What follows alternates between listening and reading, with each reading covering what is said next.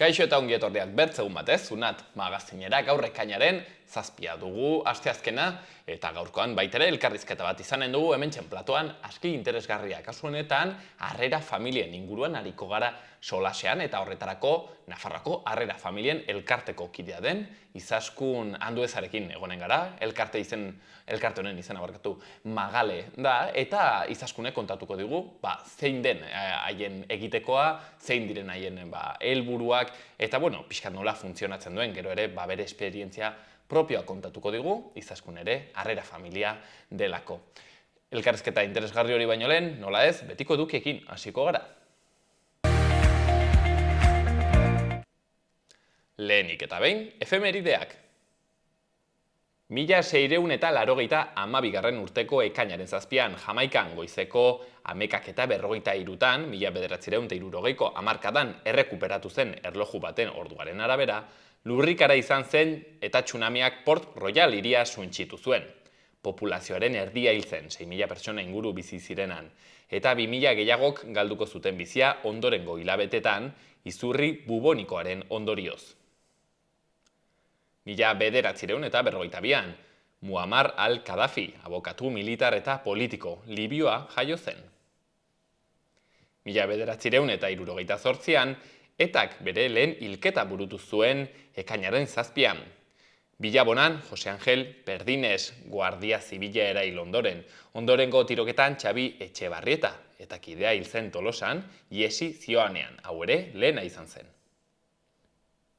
Eta 2010an, Jorge Semprún idazle, intelektual, politiko eta zine gidoilari espainiarra hil zen. Alderdi komunistako kide izana zen eta Butxenwaldeko kontzentrazio esparruan egon zen preso. Gaurko lerroburu nagusiak.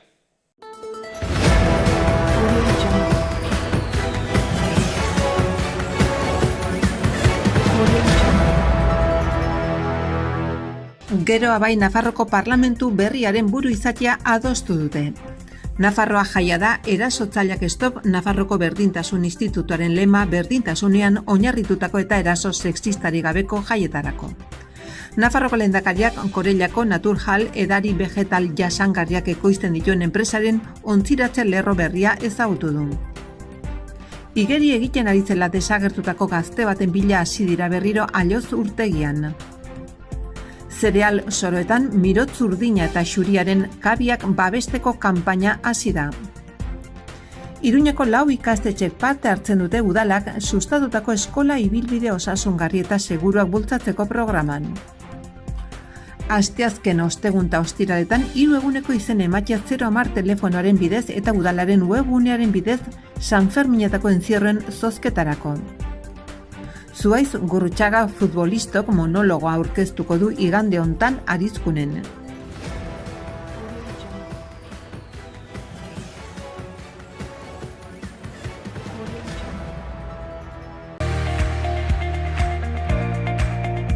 Ikus dezagun baitere agenda kulturala. Asteazkenean 35 urte beteko ditu Pailazo taldeak eta urteak bete abenturak bizi horren ospakizuna izanen da Pirritx eta Porrotxen eskutik. Sudur Gorrion bizitzan lagun egindako hainbat bertan izanen dira diotenez. Urteak betetzea garrantzitsua bada, are gehiago abenturak bizitzea. Beraz, atxaldeko 8:30 Patxi Larraintzar eskolan Pirritx eta Porrotx. Baita ere, gaur bertan, batasunaren privilegioaz, Hiruburgoetan barna ibilaldia Javier Mangadorekin.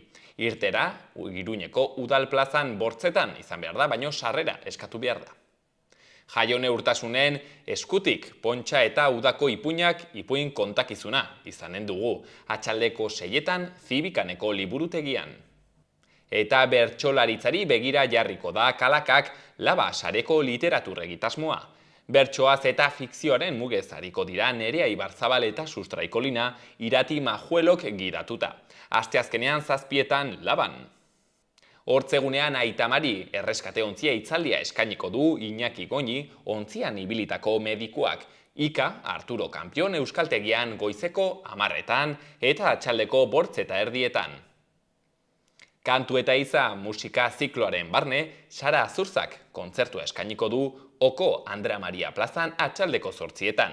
Sarrera doakoa lekua bete arte, euria eginez gero, kontzertua erraldoien txokoan izanen da. Geruzak proiektuaren aurkezpena eta ondo bizitzea ikus entzunezkoaren estreinaldia. Zer da ondo bizitzea? Zer da bizitza bizigarria?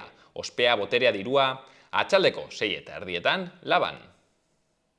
Eta Iban Toledo eta Iñaki Alforjaren Volante baten historia dokumentala eskainiko duten Nafarroako Filmotekan atxaldeko 7:30. Emanaldia jatorrizko bertsioan euskaraz eta gaztelaniazko azpitituluekin eskainiko dute.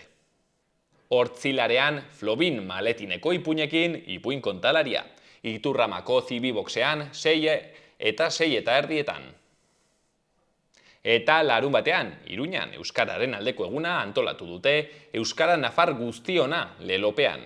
Goizeko 11:00 daude jarduerak programatuta eta 8:30 itxiko da mobilizazio herritarrarekin. Gaurko egunkarien azalak. Diario de Notiziasen, Gero Abaik parlamentuko presidentziari eutxiko dio, PSN-erekin akordioa lortu ostean. Txibitek eta Barkosek gobernua osatzeko bidea erraztu dute. Unai Ualdek ganberako presidentzia errepikatuko du. Gero Abaik Bildu barne hartzea duen mai anitza nahi du. Voxek, bertzalde, PP eta UPN-erekin itxi du akordioa San Adrianen. Argazkian batxilergoko ikasleak selektibitateko azterketak egiten ageri dira. Izenburuan, nota altua lortzeko presioarekin hasten da EBAU selektibitatea. Machado, García Lorca, Franco eta trantsizioa lehenengo azterketen gaien artean. Berri gehiagotan, Nafarroan 36 gradutik 34 gradura jaitsi da osasun arriskuaren atarasea temperatura altuagatik. Diario de Navarran, PSNek amore eman du eta Gero Abaik Foru Parlamentuko presidente izaten jarraituko du. Sozialistek gobernu formula berrargitaratzeko pausoak ematen jarraitzen dute. Argazkian txupinazoaren protagonistak. San Ferminetako eskaileraren azken mailan, garai guztietako 20 altxafero jaurtitzaile bildu dituzte. Berri gehiagotan 176 batxilergoan titulua lortzen iristen da EBAUra, 10 urteko kopururik handiena. Ukrainak, azkeneko berri batean, presa bat suntsitzea eta 80 herri urez betetzea leporatzen dio Errusiari. Gara egunkarian Erkorekak Mazonen heriotzan izandako akats polizialak berretsi eta onartu ditu. Lehenik eta behin ertzaintzaren jarduna defendatu ondoren, sailburuak aitortu du komunikazio akatsak izan zirela indarkeria matxistaren azken biktimaben babesgabetasunean. Mugimendu asindikalak ertzaintzako sindikatuei eginiko presioaren tesia elikatu du segurtasun sailak.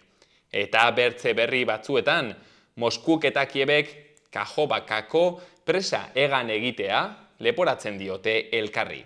PSNek Gero Abairi babesa emango dio parlamentuko presidente izan dadin Nafarroan. Berri egunkarian, ertzaintzak eraso matxisten biktima batzuk desegoki hartatu ditu agiri batzuen arabera. Jaurlaritzako segurtasun sailak gutxienez 3 ertzain zigortu ditu 2020tik emakumei zuzena ez den tratua emateagatik komisarian. Argazki handi batean, Kakaboka urtegiko zuloa atzo bideo batetik hartutako irudian. Koska larri bat gerran presa baten suntsiketa. Urtegi estrategiko baten horma eraitsi du Ukraina ekialdean eta hainbat udalerri hustu dituzte uholdeen ondorioz. Kiebek eta Moskuk elkarri egotzi diote erasoa.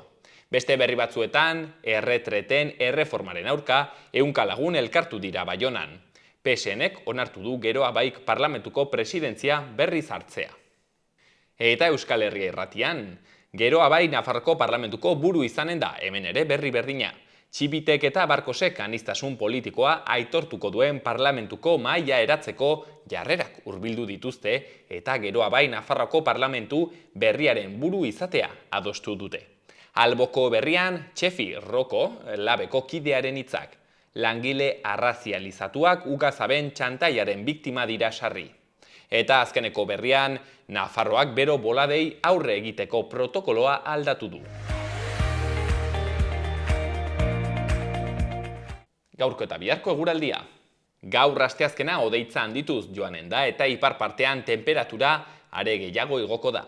Hego haizea harro ibiliko da, Kantauri isurialdean temperatura bertze koxka bat igoko da, eta balio altuenaik zenbait lekutan 30 gradura hurbilduko dira.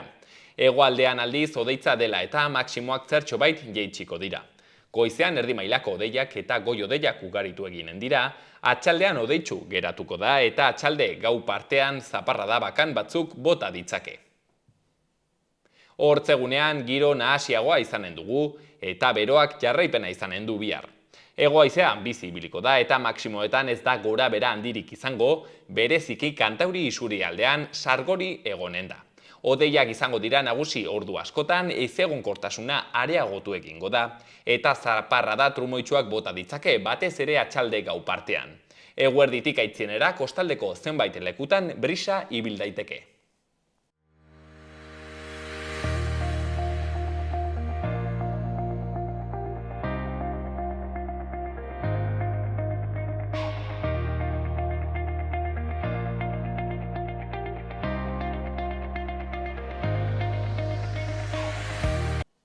Duela gutxi, prentxan berri bat irakurri genuen eta bertan aipatzen zen Nafarroan zenbat haur dauden babesgabetasun egoera horretan eta hor kontatzen zen pixkat harrera familien inguruko kontuak nola ziren, nola funtzionatzen duen pixkat mundu horrek. Eta hor, etengabe agertzen zen izen bat, Magale, izena Magale elkartea, hain zuzen ere, Nafarroko harrera familien elkartea dena. Eta hori ikusita, hemen txaloan elkarrezketatu nahi izan digu, jakiteko zein den haien funtzioa zer egiten duten, eta nola den, harrera familien mundutxo hau gero eta entzunago duguna gure inguruetan, beraz horretarako, bertako kidea den, Izaskun handu ez etorri zaigu gaur platora, beraz Izaskun atxaldeon, eta mila esker gurean egoteagatik. Atxaldeon, Gorka, eskerrik asko zuei. Magale, aipatzen genuen, hori ikusi genuen aurrekoan berri hori, baina Izaskun zuri galdetuko izut Magale, modu behintzat errax batean edo labur batean, zer da elkartea? Elkarte hau, harrera familiez osatutako elkarte bata. Familia oso ezberdinez osatuta gaude, baina guztiok badugu zerbait amankomunean, eta hori da gure seme-alaba biologikoak ez diren haur batzuk gure familiatan jaso ditugunak. Eta guraso horien elkarte bat, hori da. Guraso eta familia horien elkarte bata, bai. Elkartea gainera uste dut, hoxen, nolabait bere etekin asmorik gabekoa edo, baizik eta zuek koordinatzeko helburuarekin, kontuak, esperientziak partekatzekoa pentsatzen dut. Hori da, bai. Duela 20 urte egingo zitu abuztuan elkarteak, garai hartan beste batzuk eman zioten sorrera elkarteari, hori harrera familia ziren, eta ikusten zuten nolabaiteko beharra haien arteko zituzten bizipenak, zailtasunak, goera berezi horiek partekatzeko, elkarri laguntzeko, eta horrela sortu zen, eta gaur egun ere helburu horiek baditu eta beste batzuk ere bai ez, baina elkarri laguntza emateko elkarte bat da. 20 urte dagoeneko. 20 urte abuztuan, bai. Badire urte handana bat, harrera familien elkarte hau beraz. Ari gara harrera familiaz, baina akaso merezidore pixkat hau argitzea, zer da Izaskun harrera familia bat, zer da hori izatea? Hori ulertu behar da gizartean ematen den egoera bat, eta da hainbat familik egoera oso ezberdinengatik, ezin dutela momentu batean haien seme-alabak, esango genuke, baldintza egokietan zaindu edo. Eta momentu horretan, normalean, administrazioa sartzen da tartean eta babesgabetasun hori edo aitortzen du.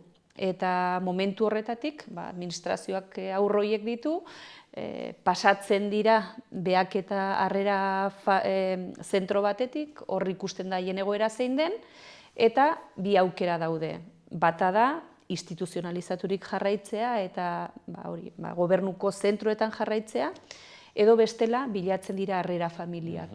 Eta hor sartzen gara gu, ez? Nolabait, babesgabe dauden aurroiei familia giro bat emateko gaude. Harrera familia bat ez da adopzio forma bat? Ez da legalki eta ezberdintasun nabariak dira, eta nik uste dut garrantzitsua dela haiek kontutan hartzea. Batetik, adopzioan haur bat hartzen duzunean, legalki zure seme-alaba bat bezala da denetarako. harrera familia, edo harrera moduan hartzen duzunean, hasteko haurroiek normalean badute, beraien familia biologikoak, haien gurasoak. Eta hori zaintzen da, eta beraiekiko harremana mantendu egiten da. Alden neurrian, eta haiek nahi duten heinean, eta gauza hauek, baino.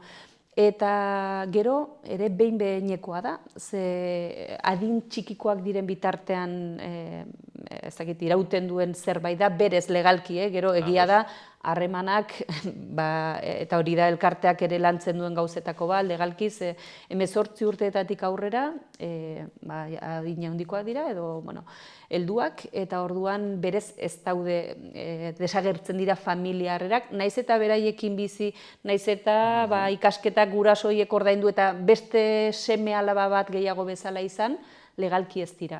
Juridikoki desagertzen. Ez hori, eta orduan hor badaude hainbat erronka, eta hortan ere elkartea lanean ari da, esaterako gauza, edozein familiatan oso arruntak izan daitezkenak, ze hori, 18 urteetatik aurrera jarraitzen dute, hor bizitzen, eta demagun harrera familiako aita ama bat, ospitaletik pasatzen dela, seme alaba horiek ez dute eskubiderik egun batzuk hartzeko, edo badaude ere erientzia kontuak, zure seme alaba, seme alaba izanik, utzi nahi diozu zuk nahi duzuna, baino legez ez da seme alaba bat bezala, eta orduan ordaindu beharko luke beste hori da. Orduan, gauzatxo horiek, lege aldetik aldarrikapen horiek egiten ari dira, baina bai, ezberdintasunak nabariak dira alde hortatik, eta gero, esaten nizun bezala, beste ezberdintasun bat adopzioarekin, hau administrazioa tartean dago, orduan administrazioak badu aurraren babesa, eta familiak badu zaintza. Eta orduan, hainbat gauzetarako oso sinpleak ez, egunerokoak aurrari ebakuntza bat egin behar bazaio, behar duzu administrazioaren baimena egin alizateko eta horrelako gauzak, eta bestaldetik ere, baduzu diru laguntza bat, adopzioan ez duzuna, hilero, zaintza hori aurrera eramateko edo ez. Izaskun, galdetu nahi dizut, pixkat, harrera familia hori egunerokoan zer den, guko be ulertu alizateko, ez? Gero gauza bat da erratea, ez? Harrera familia bat gara, alako eta bertzelako figura juridiko bat suposatzen du, baina egunerokoan, ez? Nola bizitzen dau, zakit, normalki asteburuetan egoten diren, etxean bizi dira aurroiek, pentsatzen dut, ez? Segun familiak, kontak guzu pixkat. Badaude, hasteko badaude harrera familia izateko aukera ezberdinak, mota ezberdinak, eta horren araberako harremana dago. Batetik, esango genuke lehendabizikoa edo, ez da garrantziagatik, baino horrelako babesgabetasun egoera bat ematen denean, badaude larrialdi familiak. 6 urte baino txikiagoko haurrak egoera hortan daudenean, berez legez ezin dira joan zentru batera. Eta orduan badaude familia batzuk, hori ez, egoera bat izan daiteke gurasoak edo agian bakarra dauka eta gartzelera eramaten dute, eta momentu batetik bestera aurro hori pasa behar da beste norabaitera. Orduan hor badaude larrialdi familiak, eta horiek hor daude edozein, eskintzen dute haien buruan, urteko edozein momentutan, edozein ordutan, dei bat jaso, eta aur bat haien artean izateko. Hori denboraldi batez, besterik ez da, larrialdikoa. Gero badaude behin-behineko familiak. Horiek gehienez 2 urtez, behin larrialdia horri izan da, ikusten da, ea badagoen harrera familia bat, eta orduan pasatzen da, eta gutxienez 2 urtez, barkatu gehienez, teoria meintzat, behin-behineko familiaekin. Eta hor bizitza beste hartzen duzu, beste seme alaba bat bezala, eta egia da, hori ez, zergatik 2 urte, aukera ematen da, edo ikusten da, ea bere familia biologikoak egoera hobetu dezakeen, eta beraiekin bueltatzerik duten. Egia da, praktikan, normalean, behin-behineko horiek behin betiko bihurtzen direla. Zaila da, hainbat egoerari buelta ematea, eta orduan egia da gehienak direla behin betiko familiak. Eta hor, baduzu, 18 urte bitartean, seme alaba bat gehiago. ze aldea dagoen, badute eskubiderik eta saiatzen da gainera, ez dakit, 2 astetan behin, hilabetean behin, edo batzutan auskalo, agian familiak ez du nahi, edo ez da egokia ikusten, baina berez, topo egiten dute familia biologikoekin. Baina gero egunerokoan, beste, harrera familiarekin, denetarako. Ez da, esan nahi dut berezitasuna, noski haiek ez hartzeagatik, baizik eta haien, ez dakit, haurtzaroan edo familia batetik ateratzerako, egoera latzak bizi izan dituzte. Eta beti hitz egiten da ze motxila daramaten, eta hori errealitate bat da. Eta orduan badituzte zailtasun bereziak, eta askotan arretarekin zerikusirik, oso haur mugituak dira, eta, afektiboki behar handiak dituzte, arreta asko behar dute, eta, baino aurrak dira, eta zailtasun horiek, amodio, pazientzia eta arreta askorekin, gainditzen joaten dira, eta posible da, eta hortan gaude, ez? Gero aur arruntak, esan nahi dut, zailtasun horiei aurre egin dieten aurrak dira oso indartsuak, eta oso eskertuak normalean.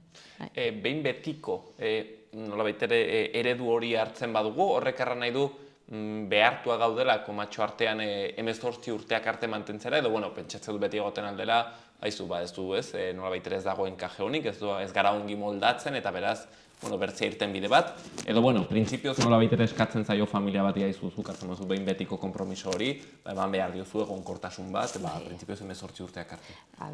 Normalean, badira aurrak, pentsa ze egoerak bizi izan dituzten aldez aurretik, eta behar dena da egonkortasun bat, eta ez litzateke ona izango, familia batek esatea, orain ez dut nahi, ez datorkit ongi. Orduan, dozein familiak oso ongi pentsatu behar du, erabaki hori hartu aurretik, eta behin betiko pausu hori ez da bapatekoa, baizik eta normalean lehendik 2 urte eman dituzu, eta 2 urte zailenak zalantzari gabe, eta erabakiak beti hartu daitezke. Baina horrelako saltsa batean sartzen denak jakin behar du badela esfortzua, badela baino aldei berean, konpromezua, eta jakin ez da pertsonak dira, eta gainera egoera oso zaurgarrian daudenak, eta aipatzen genituen badaudela mota ezberdinak, larrialdikoa, behinekoa, behin betikoa, badago beste bat ere espezializatua. Eta hori, kasu horietan eskatzen da, espezializatua ze aurroiek behar bereziak dituzte. Eta kasu horretan, familiako norbaitek izan behar du formakuntza berezi bat. Haien ikasketekin zerikusirik, edo psikologian, edo hezkuntzarekin, eta barrez. Eta azkenik badago bat oso interesgarria dena ere nahiko berria, duela 2 urte arte edo existitzen etzena, eta bada asteburu eta oporretakoa.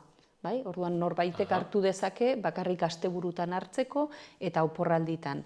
Zergatik, Nafarroan badaude 300 haur baino gehiago, bizi direnak harrera zentroetan, instituzionalizatuak. Ez dute, batetik bizi izan dute familia egoera latz bat, eta bestaldetik bizi dira pisuetan, eta ez dute familia eredu hori.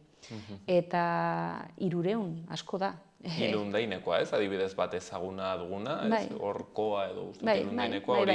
Badaude hainbat, eta hainbat pisu, eta adinaren arabera, eta orduan haiek bizi dira beste haur batzuekin, ere zailtasunak dituztenekin, edo izan dituztenekin, hezitzaileekin, ez da eredu, ez da haur batentzako, ez dakit, desio duzun giroa. Eta, batzuk, agian familia batzuk, erabakitzen dute, asteburutan hartu, eta behintzat aukera hori eman oporretan, oso garrantzitsua da, egu berriak, hainbeste garrantzi ematen zaio familia giroari, eta gero hauek bueltatzen dira eskolara, eta ez dira elkartu haien senitartekoekin, eta orduan, beste konpromezu maila bat eskatzen du, baina nik uste dut onurak ere oso nabariak direla.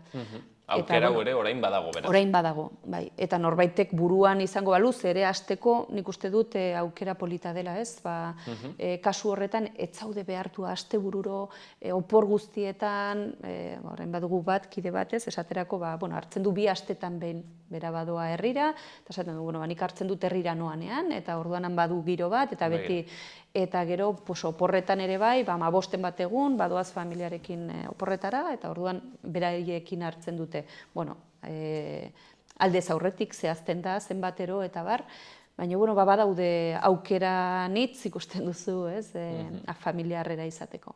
Asko aipatzen zenuen, ez, haur hauek ere, egoera honitzetan zaurgarri batean daude, edo zaurgarri batetik datoz, motxila batekin beraz, eta horrek ez dakize puntotaraino zailtzen duen gero ere, pixka eta harreman hori, konbibentzia hori, haur hauek adibidez, nola hartzen dituzte, harrera familia hauek, erran nahi dut, begionez hartzen dute, ez dire egoten normalki sobera ado, sobera gustora, edo eskertuak egoten dira nola baitere? Ez dakit, nik esango nuke kasu oso anitzak daudela, eta ezin dugu orokortu. Ze kasu asko, agian urtebete baino txikiagoak hartzen dituzu. Orduan, haiek ez dira ohartu ere egiten.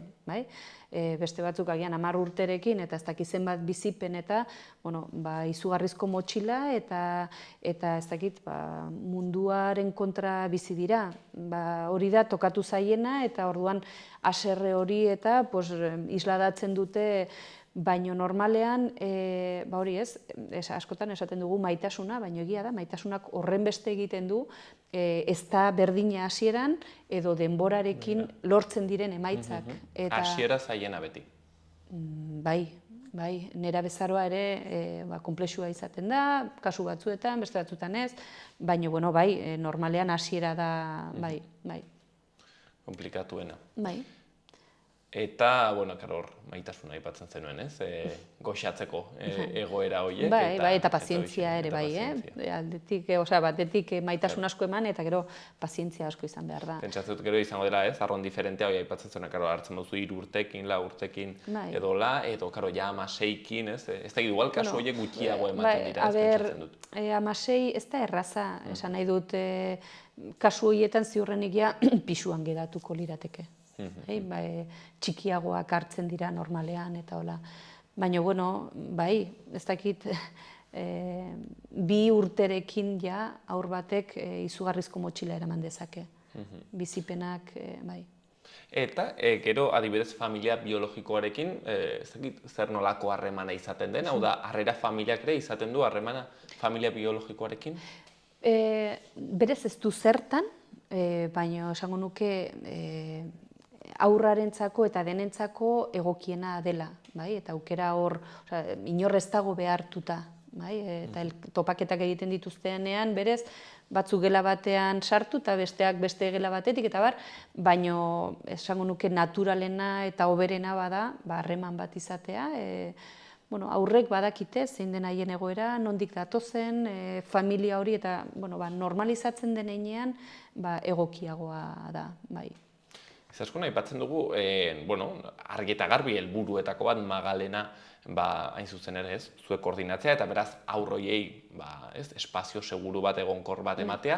Ez dakit bertze helburu dituen Magalek, ez dakit helburuetako bat duen nolabait ere, aur horri ez dakit laguntza pixkete gizarteratzen, ikasketetan laguntzen, alakoak. Noski, hortan hori familiaren paperaren barruan dator, ez da? Egiten duzu, zure esku dagoen guztia, bai ikasketetan, bai harremanetan, psikologikoki ere, behar dituen laguntza guzti horiek eskaintzen, zalantzarik gabe, baina Magale elkarte moduan batetik, badu helburua, esango nuke nagusia zein da, alden neurrian behintzat, behesik gabe dauden aurroientzako familiak aurkitzea. Eta horregatik gaude hemen ere, ezagutarazteko, egon daitezke familia asko esaten dutena zergatik ez, eta gainera familien artean mota guztiak gaude seme-alaba biologikoak ditugunak, badaude ez dituztenak, pertsona bakarreko familiak, bi ama direnak, bi aita direnak, denetarik ez, edo nork eskatu dezake, eta orduan helburua bada, helburu nagusia, ahalik eta familia harrera gehien izatea, haur hauentzako.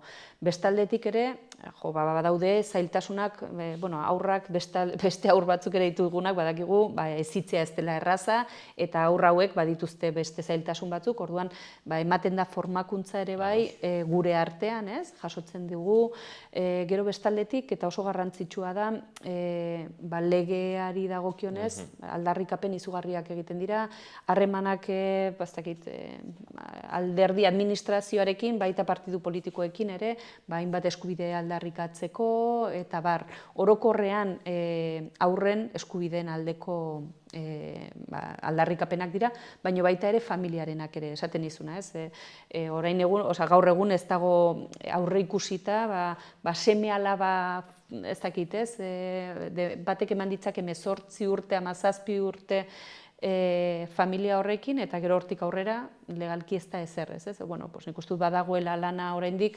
eskatzeko eta nolabait aitorpen bat izateko familiaren aldetik, hainbat eskubide, esaten nuena, zure gurasoak ospitalean badaude, joan zaitezten, edo holako gauzak, badago lanerako bidea, alde legalan edo politikoan, eta Izaskun, baldin badago ikusleren bat pentsatzen, aukera hon bat izaten aldera, baloratzen, pixket berak jakiteko, ez dakit baldintza berezirik, bete behar dituen adibidez familia batek karrera familia izateko?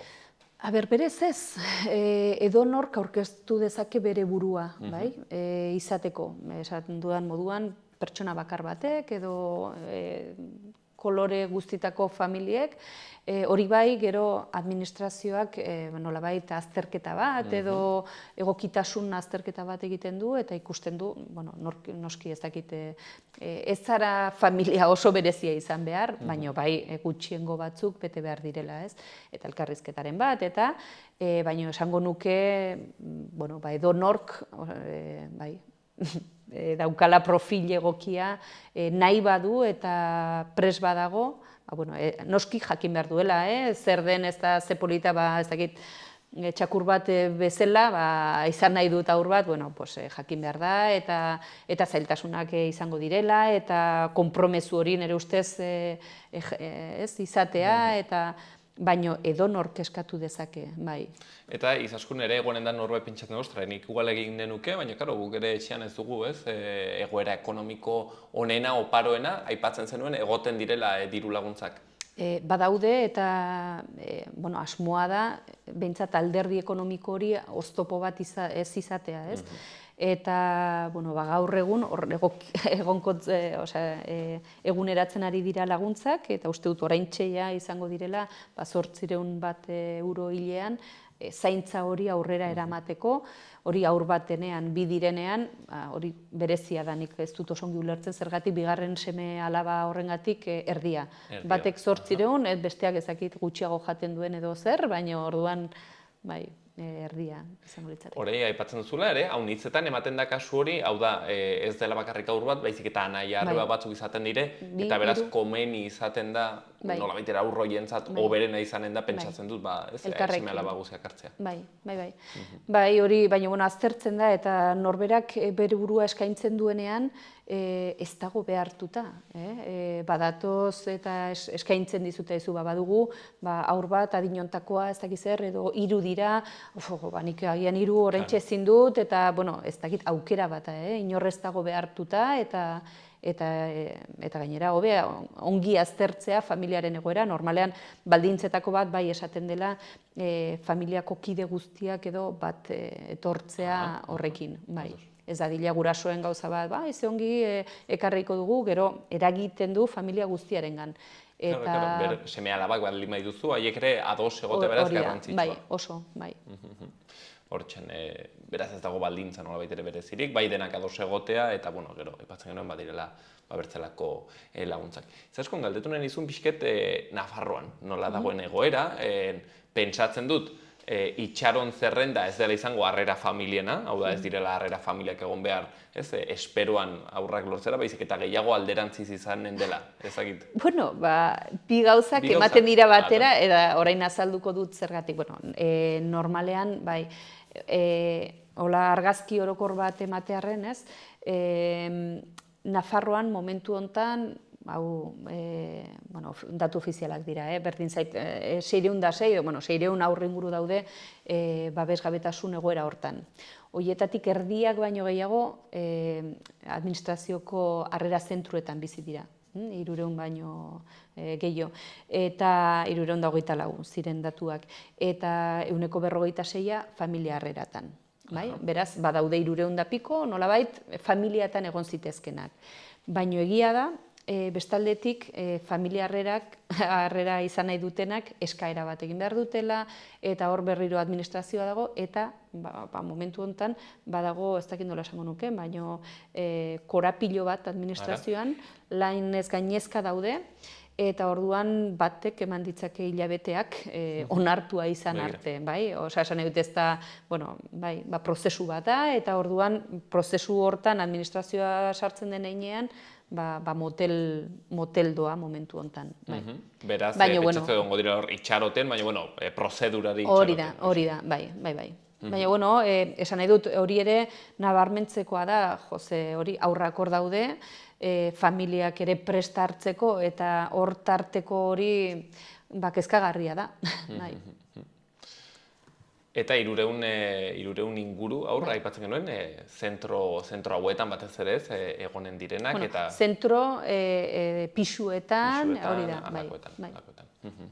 Izaskun galdetu nahi nizun, ez dakit honek pentsatu luzerako ematen duela, baina, behintzat guk ulertzeko aurra hauek ze egoeratan egoten dira, edo oberrenta ze egoeratatik datoz, hau da, familia desegituratuetatik, edo, aipatzen zenuen lehenago, ez, arrazoi batengatik edo bertzearengatik zailtasunak dituztela, baina, ez dakit hor profil bat egoten den, edo pixkat egiten aldugu. Ez dakit, inorrez da dila beldurtu, batzutan agian pentsatzen da egoera ekonomikoa, egoera ekonomikoa ez da arrazoia, inolaz ere, norbaitek zailtasun ekonomikoak baditu, badaude bideak laguntzeko normalean da, guraso horiek ez dira gai aurroiek ongi zaintzeko.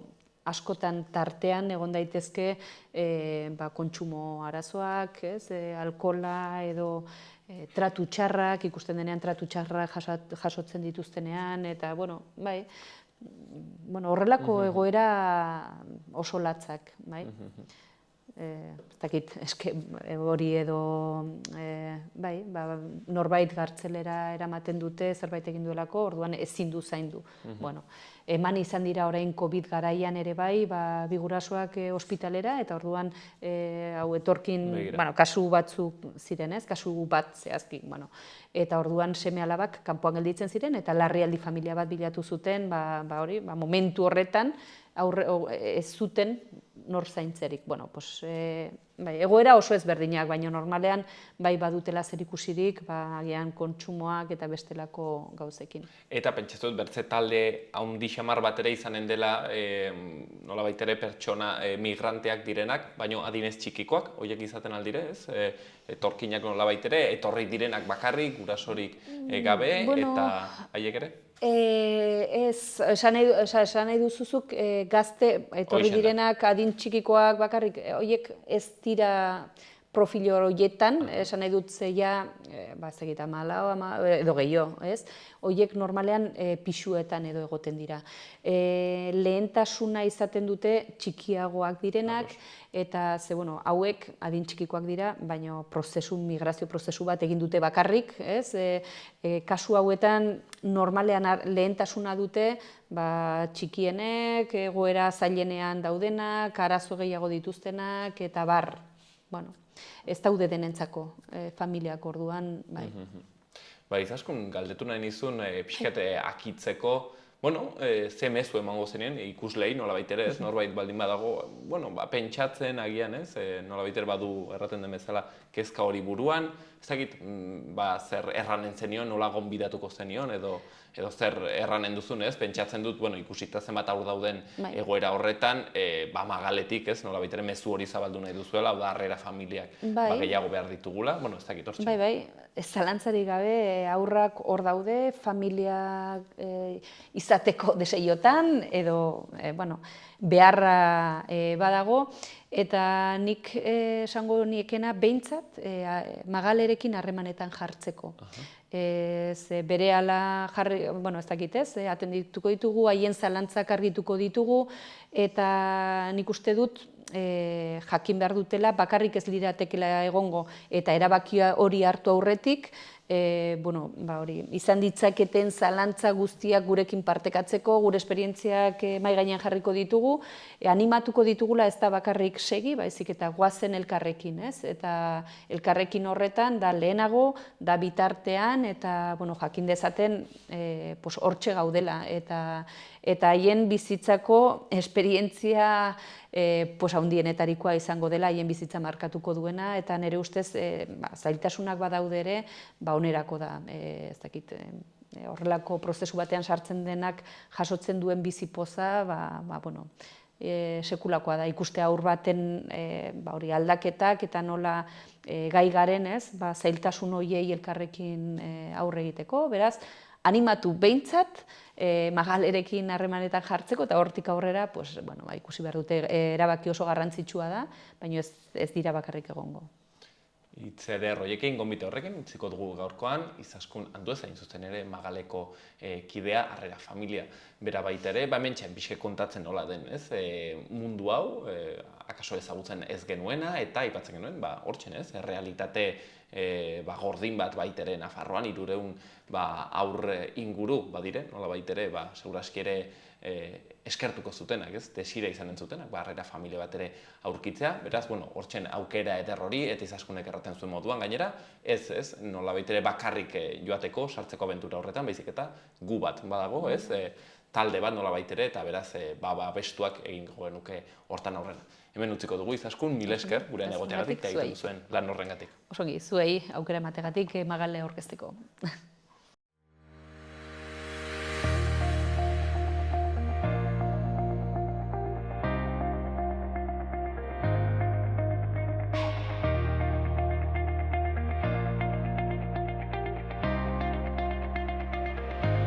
Ikus ditzagun orain, Iruñeko udaleko albisteak. Iruñan, uztailaren 8ean, San Fermin torneoko final femeninoa jokatuko da Labrit pilotalekuan. 6 bikote lehiatuko dira larunbat honetan hasiko den txapelketan eta 6 herri zeharkatuko dituzte Iruñan lurreratu aurretik. Baitere, San Ferminetako entzierroan zozketan izena emateko epea ekainaren 7an asteazkena, hasi eta 9an hortzirala amaituko da. Izen ematea 010 udal telefonoan egin daiteke eta udalaren webgunean baita ere. San Ferminetako entzierroan zozketatzeko. Iruñeko udalak 1400 pase bikoitz zozketatuko ditu ekainaren 14an, 175 jaietako 8 entzierroetako bakoitzerako. Eta azkenik, Iruñeko 4 ikastetxek parte hartuko dute udalak sustatutako eskola bide osasungarri eta seguruak sustatzeko programan. Bernard Etxepare eta Bustintxuri ikastetxe publikoek eta Sagrado Corazon, FSB, ikastetxeak bat egin dute Amaiur ikastolarekin.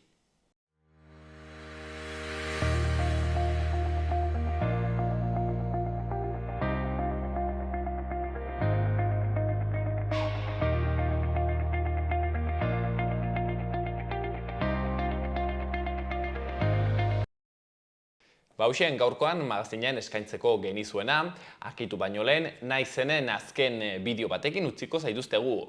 Orditzen bazarete, Naizenek zenbait bideo atera ditu, zenbait sketch txiki, sexu aniztasunaren inguruan solasteko, eta gaurkoan horietako serio horretako azkenarekin utziko zaituztegu, zaintza elkar zaindu gaitezen izenekoa, zaintza nola baitere erdigunean jartzen duena.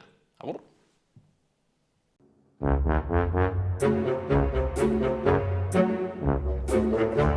Familia! Kachito, kachito, kachito mio. Bueno, hau da gaurko jolasa, bale? Botila utziko dugu mai gainean eta bueltak emango dizkiogu. Muturrak markatzen dion horrek aukeratu behar du beso, verdad o atrevimiento. Euskeraz. Muxua egia ala atrebentzia. Venga, oi. Vale, venga. Ze aukeratzen zu, beso, verdad o atrebentzia? Euskeraz. Muxua egia edo atrebentzia. Aukeratzen dut atrebentzia. Vale.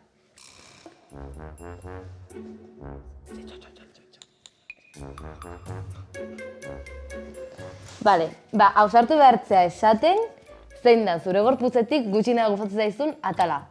Eskerreko titia, urrungoa. Zeba, Ba, bestea baino txikiagoa eta ximurragoa dalako. a ber, Nola, a ber. pues erakusteko. Bueno, lur favorez. Esan dezu gaztan joko ontan dena batez denula, ez da? Baina, eske gaztea nintzen. Bueno, ez dezu gugan konfiatzen? Oida. Eitza hoi, baina... Venga. Bueno, venga, ya. Venga. Ya, total. Venga. Bai, bueno, venga. Tori, familia. Tori. A ber, ama, askoz txikigoa ez da. Eta tximurra ere, ez? Bueno, a ber, biak dia tximurrak. Jose, iso. A ber, baina niri gustatzen zaizkit, Mariasun. Zera, denbora askoz puztuta hundian bi globo bezala. Urtebetetze festa baten sofa osten gordeta gelditzeian bi globo txiki ximur. Jose, isiltzeko Bueno, favorez. vale. Venga, ya está, hasta urrengoa. Venga, aurrekoa. Zu, muxua egia edo atrebentzia? Venga, musua. Vale. Ba, eman behar diozu muxua mai ezkerreko titin. Bai, hostillak! Ama, komplejo galantzeko da superguai. Zuk estaltzen daukan, zera, Ez forteineko aita, partida. gaur ez. Gaur zen du familia jokuk. Eta gaina hoi komplejo galantzeko superguai Ja, da. baino lur. Venga. Bueno, venga, Jose, ya está. Venga, ya está. Venga, egin da patea. Venga, egin da patea. Hala, venga. Urrengon partxisen jolastuko dut, eta listo, Venga, horrengoa. Hala, zure txanda. Vale. Venga. Banik aukeratzet egia. Errazena. Horrek ez dauka garrantziaik. Bueno, banekingo galdera eta zuek erantzun. Baina hori esaltzen alderantziz. Bueno, igual da, egin galdera. Maite nauzue? Ba, claro. Ez galdera klase da hori, Nur. Ba, ez diazu inoiz esaten. Ta nik behar entzutea maite nauzuela. Ez dakitelako ala dan. Nere hile kortea dala, jazten naizen modu jazten naizela, dakaten bikotea dakatela. Maite nauzue?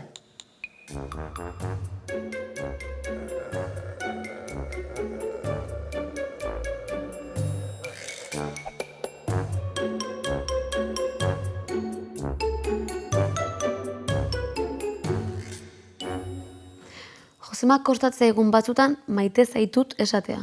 Ja, nik ez dauke pape dituraik esateko. Banik, bai, eta asko eskertzen dut entzutea. Ja, bai, badakit. Bueno, eta umeta nera begaraian zer esanik ez. Ze garrantzitsua dan adin horretan maite zaituztela sentitzea. Eta benetan zaren moduan ikusten zaituztela sentitzia. Osea, ikusia zarela sentitzia. Oda, bestian begiradaren bidez, izatia, Bai, zaren bezalakoa onartzen zaituztela sentitzea. zarena zarela eta zaren modukoa zarela. Jo, eske pentsa mutila zarela eta eneska moduan ikusten zaituztela. Eske supergogorra izan bida da. Eske kasu hortan, benetan, ez zaituzte ikusten. Bai, eta ikusezina zarela sentitzea oso gogorra izango da. Oso.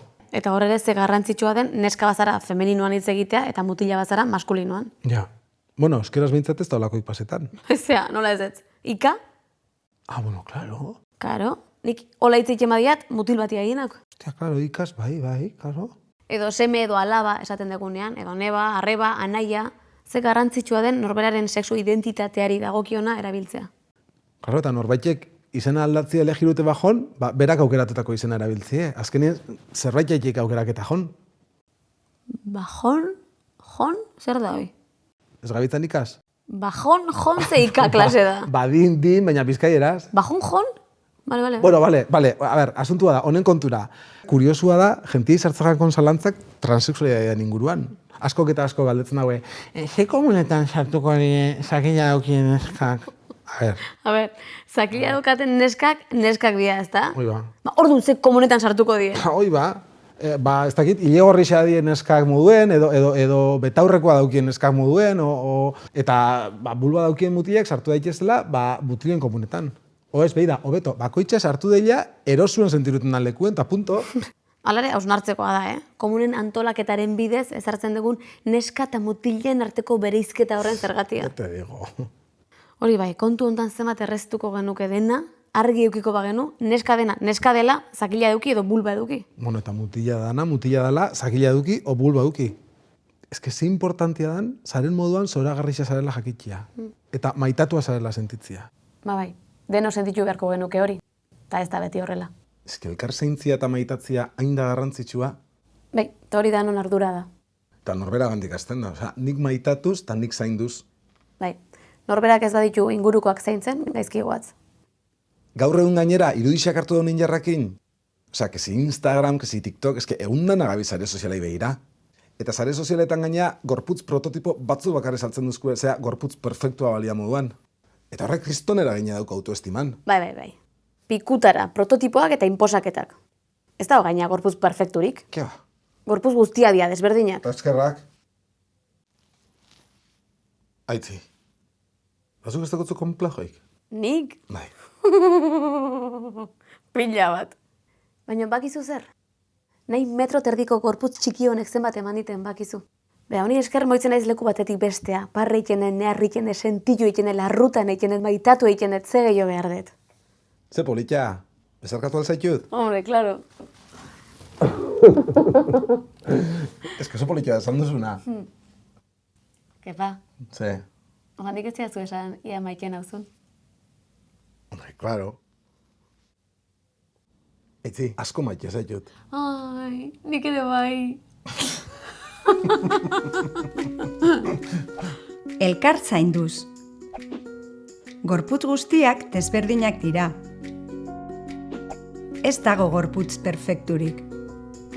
Zure gorputza gorputzik ederrena da. Zaindu eta maitatu zeure gorputza. Zaindu eta maitatu zeure burua.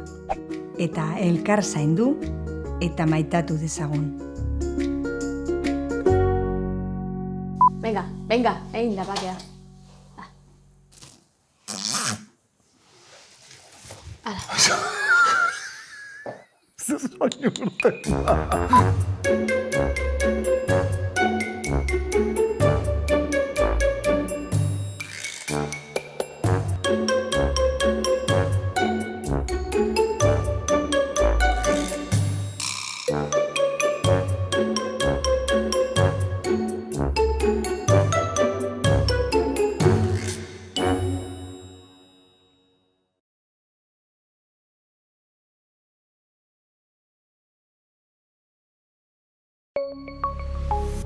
Gobierno de Navarra. Nafarroako gobernua.